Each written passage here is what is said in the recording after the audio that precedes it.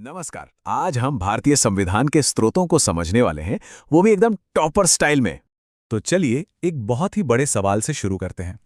सोचिए, भारत जैसा देश, इतनी विविधता, इसके लिए दुनिया का सबसे लंबा संविधान, मतलब दुनिया की सबसे बड़ी रूल बुक, हमारे संस्थापकों ने आखिर बनाई कैसे?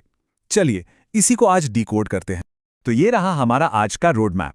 हम देखेंगे कि कैसे दुनिया भर के बेस्ट आइडियाज को मिलाकर हमारा संविधान तैयार हुआ। तो सबसे पहले सेक्शन 1। ये समझना जरूरी है कि हमें दुनिया भर से आइडियाज लेने की जरूरत पड़ी ही क्यों। हमारे संविधान को इन्हें एक परफेक्ट रेसिपी की तरह समझिए। मतलब बनाने वालों ने दुनिया की बेस्ट सामग्री तो ली, पर उसमें एक जबरदस्त देसी तड़का लगाया, बिल्कुल भारत की जरूरतों के हिसाब से। और हाँ, ये कोई कॉपी पेस्ट नहीं था, बल्कि इसे बहुत ध्यान से भारतीय माहौल के लिए ढला गया था।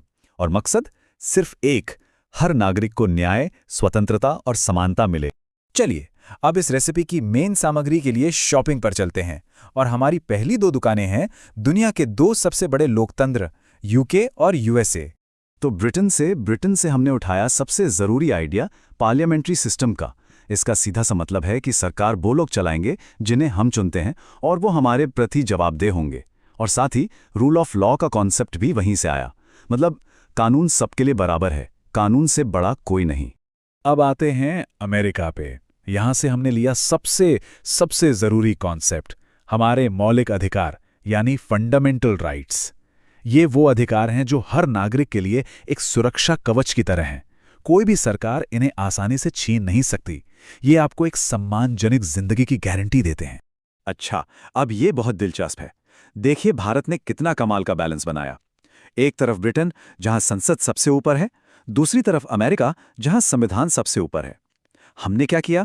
हमने ब्रिटेन से पार्लियामेंट्री सिस्टम ले लिया, लेकिन अमेरिका से जुडिशियल रिव्यू की पावर भी ले ली। इसका मतलब संसद कानून तो बनाएगी, पर सुप्रीम कोर्ट ये चेक कर सकता है कि वो कानून संविधान के दायरे में है या नहीं। एकदम परफेक्ट बैलेंस। लेकिन कहानी यहीं खत्म नहीं हुई।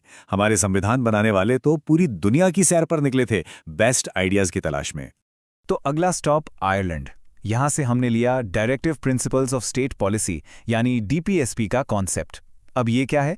ये सरकार के लिए एक गाइडलाइन की तरह है, एक नैतिक कंपास जो ये बताता है कि देश को एक कल्याणकारी राज्य, एक वेलफेयर स्टेट कैसे बनाना है। फिर हम पहुंचे कनाडा। अब भारत इतना बड़ा और विविध देश है, इसे एक साथ कैसे रखा जाए? इसका जवाब हमें कनाडा के मॉडल से मिला। एक मजबूत केंद्र वाली संघीय व्यवस्था। मतलब राज्य अपने फैसले लें, लेकिन देश की एकता और अखंडता के लिए केंद्र का मजबूत होना बहुत जरूरी है। ऑस्ट्रेलिया से हमें मिला टीम वर्क का एक बेहतरीन आइडिया, कॉन्करेंट लिस्ट यानी समवर्ती सूची। ये एक ऐसी लिस्ट है जिस पर केंद्र और राज्य दोनों ही कानून बना सकते हैं, बिल्कुल टीम की तरह काम करना, ताकि देश बेहतर चले। अब बात करते हैं तब के यूएसएसआर यानी आज के रूस की। देखिए, अधिकार तो हमें मिल गए, पर हमारे कुछ कर्तव्य भी तो हैं देश के प्रति। तो फंडामेंटल ड्यूटीज का ये कॉन्सेप्ट हमने यूएसएसआर से लिया। अधिकार और कर्तव्य एक ही सिक्के के दो पहलू हैं, है ना? और फिर फ्रांसीसी क्रांति ने दुनिया को 3 जादुई शब्द दिए, लिबर्टी, इक्वालिटी और फ्रेटर्निटी, यानी स्वतंत्रता, समानता और भाईचारा। और यही 3 महान आदर्श हमारे संविधान की प्रस्तावना, हमारे प्रियम्बल की आत्मा हैं। और लिस्ट तो और भी लंबी है। हमने जर्मनी से इमरजेंसी के प्रावधान लिए, साउथ अफ्रीका से सीखा कि संविधान में बदलाव कैसे करना है, और जापान से ली कानूनी प्रक्रियाएं। मतलब जहां से जो अच्छा मिला हमने उसे अपनाया। तो ये तो हुई बाहर की बात, पर जैसा मैंने कहा, ये सिर्फ कॉपी पेस्ट नहीं था। असली स्वाद तो अपने देसी तड़के का था। तो सवाल यह है कि हमारे संविधान का सबसे बड़ा सोर्स, सबसे बड़ा ब्लूप्रिंट क्या था? कोई बाहर का देश नहीं, वो था हमारे अपने इतिहास का एक हिस्सा, गवर्नमेंट ऑफ इंडिया एक्ट 1935। यही हमारा स्टार्टिंग पॉइंट था। इस ब्रिटिश दौर के एक्ट ने हमें एक बना बनाया ढांचा दे दिया था। फेडरल स्कीम, जुडिशरी का स्ट्रक्चर, पब्लिक सर्विस कमीशन, ये सब प्रशासनिक चीजें हमें यहीं से मिली। समझिए कि हमें एक नींव मिली जिस पर हमने आजाद भारत की शानदार इमारत खड़ी की। और हां, सबसे जरूरी देसी सोर्स वो था हमारा स्वतंत्रता संग्राम। सालों के संघर्ष से जो मूल्य हमने सीखे, जो सपने हमने देखे, और संविधान सभा में जो जबरदस्त बहसें हुईं, वही हमारे संविधान की असली आत्मा है।